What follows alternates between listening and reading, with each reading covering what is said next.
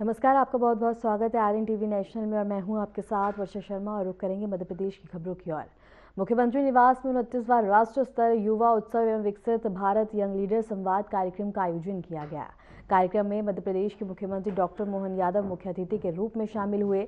इस अवसर पर मुख्यमंत्री डॉक्टर मोहन यादव ने युवाओं को संबोधित करते हुए कहा कि देश के विकास में युवाओं की भूमिका सबसे महत्वपूर्ण है। उन्होंने युवाओं से विकसित भारत के संकल्प को साकार करने के लिए नेतृत्व क्षमता, नवाचार और राष्ट्र सेवा की भावना के साथ आगे बढ़ने का आह्वान किया। कार्यक्रम के दौरान देश भर से आए युवा प्रतिनिधियों ने संवाद में भाग लिया और अपने विचार साझा किए। मुख्यमंत्री ने युवाओं की ऊर्जा, प्रतिभा और सोच की सराहना करते हुए कहा कि युवा नेतृत्व ही भारत को आत्मनिर्भर और सशक्त राष्ट्र बनाएगा।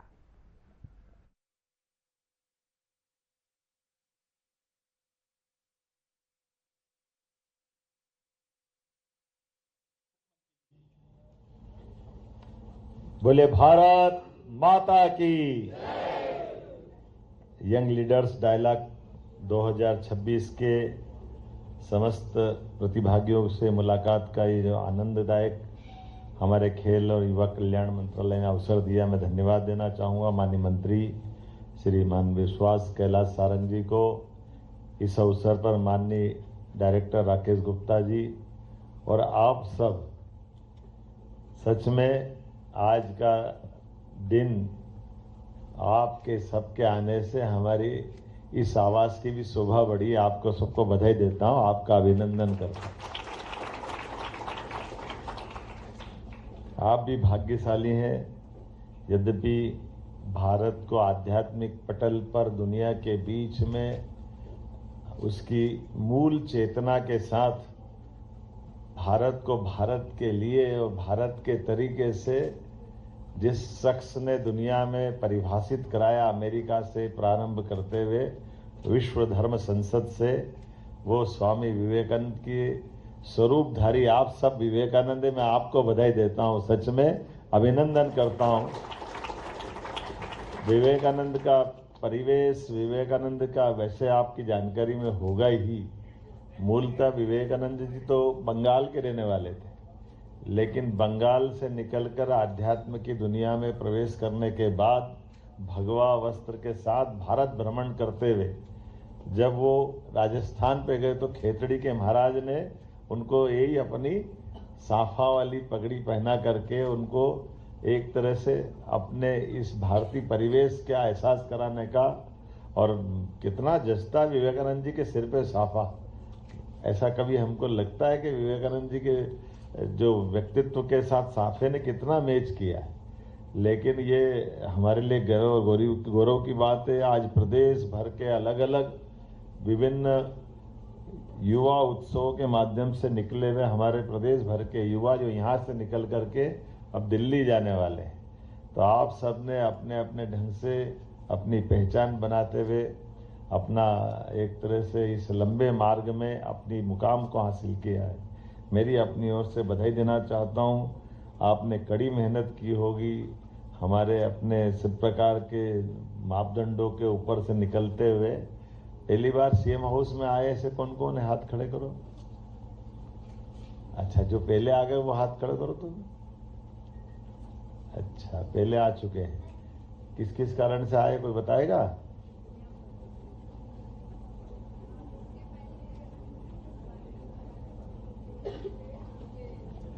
मिलने आए थे, बहुत अच्छे है। ठीक ठीक, बहुत अच्छा, बहुत धन्यवाद। बैठे बैठे, कोई बात नहीं है ना, बताए बैठे। चलिए, जो आए पहली बार उनको बधाई और जो दूसरी बार उनको ज्यादा बधाई। आप भी सब आते रहेंगे। अभी लंबा चौड़ा भाषण देने का तो मौका नहीं है, आज तो आप सबसे मिलकर के देख करके आनंद आया। भारत दुनिया का सबसे युवा देश, और भारत के अंदर हमारे राज्य में कुछ ही राज्य ऐसे हैं जहां सबसे तेज गति से युवा शक्ति बढ़ रही है, उसमें मध्य प्रदेश भी है। ऐसे में आज हमारे अपने देश के सामने माननीय प्रधानमंत्री जी के नेतृत्व में भारत जब दुनिया की तीसरी आर्थिक ताकत की तरफ आगे बढ़ रहा है, और परमात्मा चाहेगा आपके सबके सामने 25 साल का टारगेट है, 2047 तक भारत दुनिया का नंबर 1 देश बने, ऐसी आकांक्षा और ये जवाबदारी आप सबकी है। आप सबको बधाई देते हुए मेरी बात समाप्त करता हूं। बहुत बहुत धन्यवाद। बहुत बहुत धन्यवाद। दो पंक्तियां। मुख्यमंत्री मोहन यादव ने महात्मा गांधी राष्ट्रीय ग्रामीण रोजगार गारंटी योजना को लेकर एक बड़ा ऐलान किया। मुख्यमंत्री ने कहा कि मजदूरों के लिए 100 दिनों की रोजगार गारंटी को बढ़ाकर अब विकसित भारत जी राम जी के माध्यम से 125 दिन कर दिया गया। उन्होंने इसे ग्रामीण रोजगार को सशक्त बनाने की दिशा में एक अहम और आगे बढ़ने वाला कदम बताया। मुख्यमंत्री मोहन यादव ने कहा कि इस नई व्यवस्था के तहत मजदूरों को वर्ष में किसी भी समय मजदूरी प्राप्त करने की सुविधा मिलेगी, जिससे रोजगार की निरंतरता बनी रहेगी। मुख्यमंत्री ने यह भी स्पष्ट किया कि रोजगार के तहत विशेष रूप से कृषि श्रमिकों के लिए भी काम की उपलब्धता सुनिश्चित की जाएगी, जिससे ग्रामीण अर्थव्यवस्था को मजबूती मिलेगी और मजदूरों को अतिरिक्त आय के अवसर प्राप्त होंगे। मध्य प्रदेश सरकार, भारत सरकार द्वारा जी राम जी जो वर्तमान में हमारे सबके लिए ग्रामीण क्षेत्र में काम करने के लिए ज़्यादा अनुकूलता के साथ, ज़्यादा धनराशि के साथ सभी प्रकार के चीज़ों को जोड़ करके ये जो नया बिल आया है, जिसके माध्यम से मध्य प्रदेश के लिए एक सौभाग्य रहेगा, क्योंकि सबसे बड़ा भौगोलिक एरिया में से दूसरे नंबर का राज्य हमारा है। और ऐसे में जब हमारे अपने ग्रामीण क्षेत्र के सभी प्रकार के विकासपरक कामों के लिए, रोजगार आधारित कामों के लिए जी राम जी के आधार पर बड़ी धनराशि माननीय प्रधानमंत्री जी के माध्यम से देश को दी गई है। मैं माननीय प्रधानमंत्री श्रीमान नरेंद्र मोदी जी का, माननीय कृषि मंत्री श्रीमान शिवराज सिंह जी का आभार भी मानता हूं कि ये सच में समयपूर्ण है और हमारे लिए सौभाग्य की बात है कि मध्य प्रदेश में हमारे माननीय अध्यक्ष हेमंत जी ने अपनी बात रखी। माननीय हमारे पंचायत ग्रामीण विकास मंत्री श्रीमान प्रहलाद पटेल जी यहाँ मौजूद है, खेल मंत्री माननीय विश्वास सारंग जी, कृषि मंत्री अदल सिंह कंसाना जी, श्रीमान लखन पटेल जी, हमारे बीच में जयपाल चावड़ा जी, यहाँ का आशीष जी, और हम सब मिलकर के आज के इस अवसर पर खास करके केंद्र सरकार ने अधिसूचना जारी कर राज्य सरकार को 6 महीने के भीतर विधेयक के संगत एक स्कीम अधिसूचित करने के संबंध में जो अपेक्षा की है, हम उस पर काम भी करेंगे और उसको क्रियान्वित भी करेंगे। जिस प्रकार का मुझे बताया गया है कि मनरेगा के माध्यम से 100 दिवस के रोजगार की गारंटी थी, उसको बढ़ाकर 125 दिवस किया गया है, तो ये निश्चित रूप से उससे आगे बढ़ के करने वाला कदम है। इसी प्रकार से अधोसंरचना के लिए भी, जिस प्रकार से स्थायी कामों के लिए इसमें आजीविका सृजित होगी, कौशल और उद्यमिता में काम होगा। अब हम सब जानते हैं कि हमारे यहाँ कौशल की बात कर रहे हैं, उद्यमिता की बात कर रहे हैं, तो उसमें भी बड़ी संभावना है। मनरेगा में वर्ष में कभी भी मजदूरी प्राप्त कर सकते हैं और खास करके व्यस्तम समय से लेकर विशेष रूप से बुआई और कटाई के समय में भी कृषि श्रमिकों को काम की उपलब्धता को सुनिश्चित किया जाएगा। इसके अधिनियम में राज्यों को एक वित्तीय वर्ष में कुल मिलाकर 60 दिन का अधिसूचित करने का प्रावधान है। बुआई कटाई की व्यस्तम और समिति अवधि को भी इसमें सम्मिलित किया है। और जिस प्रकार से अधिनियम में जो भविष्य की संभावना है, अर्थात प्राकृतिक आपदा, असाधारण परिस्थितियों के दौरान विशेष शिथिलीकरण, ऐसे कई विनिश्चय करते हुए इसमें गुंजाइश दी गई है, जो हमारे लिए पहले चुनौती रहती थी। और राज्य और केंद्र के मध्य भी राशि की साझेदारी भी इसमें बनाने के लिए बहुत अच्छे से, लगभग ये जो राज्यों के लिए 60-40 का रेशो इसमें रखा है। इसके आधार पर हमारे लिए, हमारे ग्रामीण क्षेत्र में, चूँकि हमारे यहाँ ट्राइबल का बेल्ट भी है और कई आकांक्षी जिलों के अंदर भी काम होता है, ऐसे में जब हमने तो अपना इसका दायरा बढ़ा करके गौशाला तक जोड़ा है, कहीं तालाब निर्माण से लगा करके गाँवों के अंदर के भी जन कल्याणकारी कामों के लिए विस्तृत दायरा लिया है। मैं उम्मीद कर रहा हूँ कि इस अधिनियम का सच में रोजगार का, इसमें कानूनी अधिकार के लिए एक तरह से मौका दिया है। 125 दिन तो उनको दिए ही हैं। अब इस बात को तो किसी से कोई छिपा नहीं सकते हैं कि पहले के दिन 100 दिन थे, अब 125 दिन हुए। अब इसमें और आगे जाकर देखें तो वंचितों, विशेषकर महिलाओं को, SC ST को, भूमिहीन परिवारों को विशेष प्रावधान के अंतर्गत इसमें लाभ देने की प्लानिंग की गई है। इसमें अकुशल मजदूरी के लिए दर निर्धारण की भी अच्छी पद्धति लगाई है। जिसमें कहा गया कि अकुशल शारीरिक कार्यों की मजदूरी दरें केंद्र सरकार तय करेगी और जब तक अलग से नई मजदूरी दरें घोषित नहीं होगी तब तक महात्मा गांधी नरेगा के अंतर्गत तय मजदूरी से दरें देंगे। अब ये इसके कई अंदर की चुनौतियों के आधार पे भी जो कठिनाई होती है, और हम सब जानते कि पहले नरेगा था, नरेगा से मनरेगा बना और मनरेगा से जीराम जी बना, तो सुधार और संशोधन तो प्रक्रिया का हिस्सा है। ये अलग बात है कि ठीक है विपक्ष का काम कुछ बोलना तो बोले, लेकिन सरकार का काम समयोचित निर्णय लेते जाए और खास करके रोजगार न मिलने की स्थिति में भी ग्रामीण परिवारों को मांग प्रस्तुत करने के आधार पर निर्धारित समय सीमा में काम देने की बात भी करी है। भोपाल से बड़ी खबर है, जहां वन विभाग में बड़ा फेरबदल किया गया है। 28 आईएएफएस अधिकारियों का ट्रांसफर हुआ है। कई जिलों की डीएफओ बदले गए हैं और इसके साथ ही बता दें कि वन मंडल अधिकारी हटाए गए हैं और इसके साथ ही टाइगर रिजर्व्स के अधिकारियों को हटाया गया है। सबकी बड़ी खबर हम आपको भोपाल से बता रहे हैं, जहाँ बड़ा फेरबदल किया गया है और इसके साथ ही कई जिलों की डीएफओ बदले गए हैं। भोपाल से बड़ी खबर हम आपको बता रहे हैं, वन विभाग में बड़ा फेरबदल देखने को मिला है। 28 आईएएफएस अधिकारियों का ट्रांसफर हुआ है। कई जिलों के डीएफओ बदले गए हैं। इसके साथ ही कान्हा पेंच के वन मंडल अधिकारी हटा दिए गए हैं और टाइगर रिजर्व के अधिकारियों को हटाया गया है। और इस सबकी बड़ी खबर हम आपको भोपाल से बता रहे हैं, जहां कई जिलों के डीएफओ बदले गए हैं। 28 आईएएफएस अधिकारियों का ट्रांसफर हुआ है। वन विभाग में बड़ा फेरबदल देखने को मिला है। कई जिलों के डीएफओ बदल दिए गए हैं।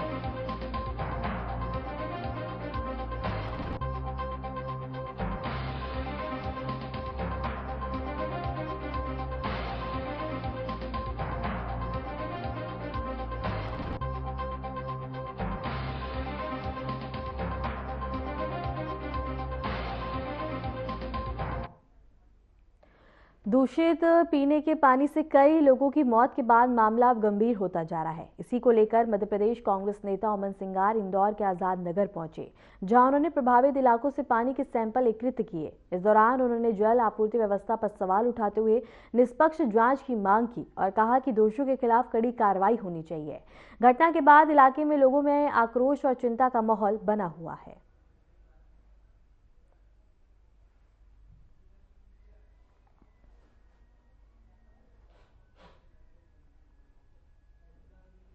और इसके साथ ही बता दें कि पानी के सैंपल एकत्रित किए गए हैं और कार्रवाई की कड़ी मांग की जा रही है। दूषित पानी पीने से कई लोगों की मौत के बाद यह मामला और भी ज्यादा गंभीर होता जा रहा है। इसी को लेकर मध्य प्रदेश कांग्रेस नेता अमन सिंगार इंदौर के आजाद नगर पहुंचे, जहां उन्होंने प्रभावित इलाकों से पानी के सैंपल एकत्रित किए। इस दौरान उन्होंने जल आपूर्ति व्यवस्था पर सवाल उठाते हुए निष्पक्ष जांच की मांग की और कहा कि दोषियों के खिलाफ कड़ी कार्रवाई होनी चाहिए। घटना के बाद इलाके में लोगों में आक्रोश और चिंता का माहौल बना हुआ है।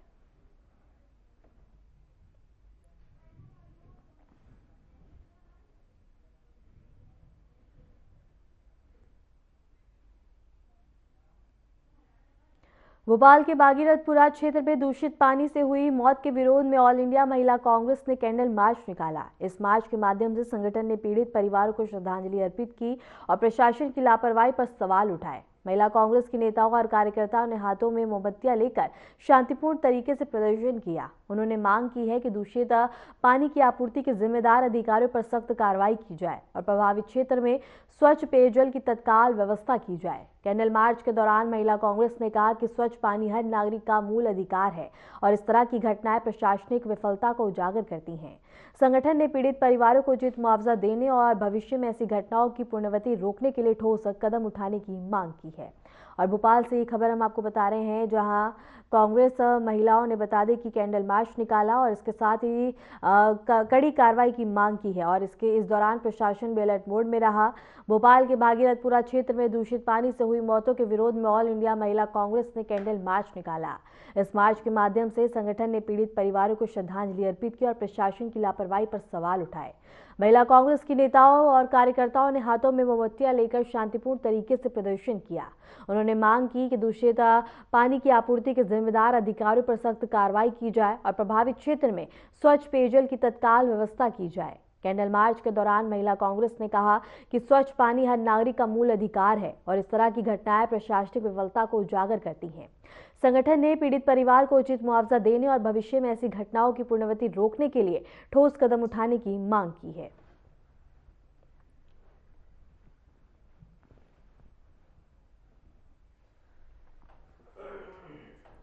पंचमी के पावन अवसर पर उज्जैन के विश्व प्रसिद्ध महाकालेश्वर मंदिर में भोर में हुई आयोजित भस्म आरती में श्रद्धालुओं की भारी भीड़ देखने को मिली।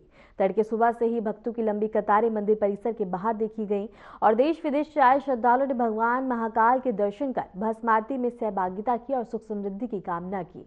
इस दौरान मंदिर परिसर पूरी तरह भक्तिमय वातावरण में डूबा हुआ रहा और वहीं श्रद्धालुओं की सुविधा और सुरक्षा के लिए प्रशासन की ओर से विशेष इंतजाम किए गए। और उज्जैन से ये खबर हम आपको बता रहे हैं, जहां सभी श्रद्धालुओं ने बाबा महाकाल के दर्शन किए। भस्म आरती का आयोजन किया गया, जहां सभी श्रद्धालुओं ने बढ़ चढ़कर हिस्सा लिया। और इसके साथ ही बता दें कि पंचमी के पावन अवसर पर उज्जैन के विश्व प्रसिद्ध महाकालेश्वर मंदिर में भोर में आयोजित भस्म आरती में श्रद्धालुओं की भारी भीड़ देखने को मिली। तड़के सुबह से ही भक्तों की लंबी कतारें मंदिर परिसर के बाहर देखी गई। देश विदेश से आए श्रद्धालुओं ने भगवान महाकाल के दर्शन कर भस्म आरती में सहभागिता की और सुख समृद्धि की कामना की। इस दौरान मंदिर परिसर पूरी तरह से भक्तिमय वातावरण में डूबा रहा। वहीं श्रद्धालुओं की सुविधा और सुरक्षा के लिए प्रशासन की ओर से विशेष इंतजाम किए गए।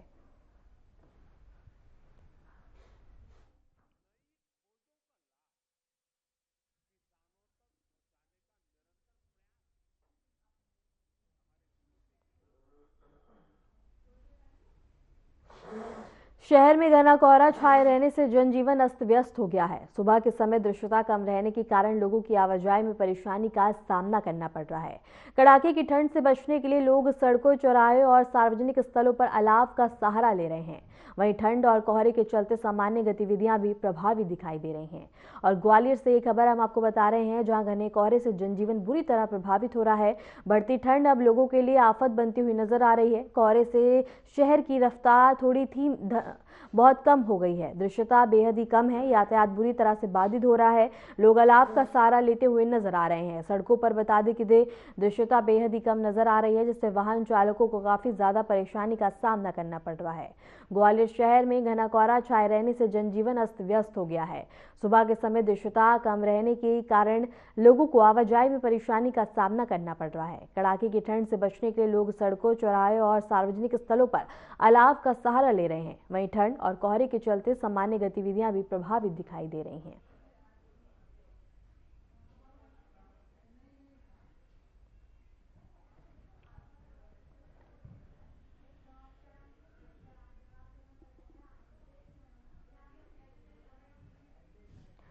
और इसके साथ ही बता दें कि ग्वालियर शहर में ठंड का प्रकोप काफ़ी ज़्यादा देखने को मिल रहा है, जिससे जनजीवन बुरी तरह प्रभावित हो गया है। और इस दौरान बता दें कि सड़कों पर वाहनों की रफ्तार बहुत ही बता दें कि धीमी चलती हुई नज़र आ रही है। और बता दें कि दृश्यता बेहद कम है। लोग अलाव का सहारा लेते हुए नजर आ रहे हैं। वाहन चालकों को काफ़ी ज़्यादा परेशानी का सामना करना पड़ रहा है। इसके साथ ही बता दें कि लोग घरों में रहने को मजबूर हैं और स्कूलों में छात्रों की छुट्टी की गई है। इसके साथ ही बता दें कि तस्वीरों में भी आप देख सकते हैं कि ग्वालियर में ठंड का प्रकोप किस तरह से जारी है। लोग अलाव का सहारा लेते हुए नजर आ रहे हैं। आवश्यक कार्य होने पर ही घरों से बाहर निकल रहे हैं। इसके साथ ही बता दें कि दृश्यता बेहद ही सड़कों पर कम हो गई है, जिससे वाहन चालकों को काफ़ी परेशानी का सामना करना पड़ रहा है। इसके साथ ही प्रशासन ने लोगों से सतर्क रहने की अपील की है और जरूरी कार्य होने पर ही घरों से बाहर निकलने को कहा गया है।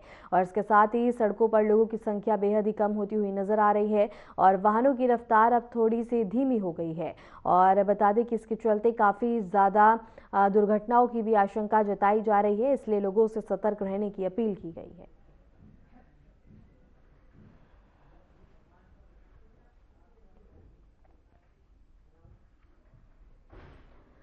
ठंड से भरी सुबह ने शहर में जनजीवन को प्रभावित कर दिया। लोग सुबह 7 बजे से ही आग के चारों ओर इकट्ठा होकर खुद को गर्म रखने की कोशिश कर रहे हैं। कड़ाके की ठंड के कारण स्कूल, दफ्तर और सामान्य गतिविधियों में भी परेशानी देखी जा रही है। लोगों ने सड़कों और सार्वजनिक स्थलों पर अलाव जलाकर ठंड से राहत पाने का प्रयास किया। वहीं प्रशासन ने भी स्थिति पर नजर रखते हुए सुरक्षा और व्यवस्था सुनिश्चित की है। और जबलपुर से ये खबर हम आपको बता रहे हैं, जहां लोग अलाव का सहारा लेते हुए नजर आ रहे हैं। शहर में ठंड का असर काफी ज्यादा देखने को मिल मिल रहा है। जनजीवन प्रभावित है। ठंड से स्कूल और दफ्तर प्रभावित हुए हैं। स्कूलों में छुट्टी की घोषणा की गई है और कई समय सारणी में भी बदलाव किया गया है। और इसके साथ ही जबलपुर से ये खबर हम आपको बता रहे हैं और प्रशासन ने भी स्थिति को संयम के तौर पर रखने के लिए बता दी कि तमाम व्यवस्था भी की है। ठंड से भरी सुबह ने शहर में जनजीवन को प्रभावित कर दिया है। लोग सुबह 7 बजे से ही आग के चारों ओर इकट्ठा होकर खुद को गर्म करने की कोशिश कर रहे हैं। कड़ाके की ठंड के कारण स्कूल, दफ्तर और सामान्य गतिविधियों में भी परेशानी देखी जा रही है। लोगों ने सड़कों और सार्वजनिक स्थलों पर अलाव जलाकर ठंड से राहत पाने का प्रयास किया है। वहीं प्रशासन ने भी स्थिति पर नजर रखते हुए सुरक्षा और व्यवस्था सुनिश्चित की है।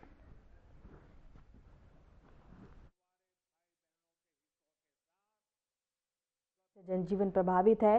ठंड ने स्कूल, दफ्तर प्रभावित किए हैं। स्कूलों में छुट्टी की घोषणा की गई है और सार्वजनिक स्थलों पर अलाव जलाए हुए नजर आ रहे हैं।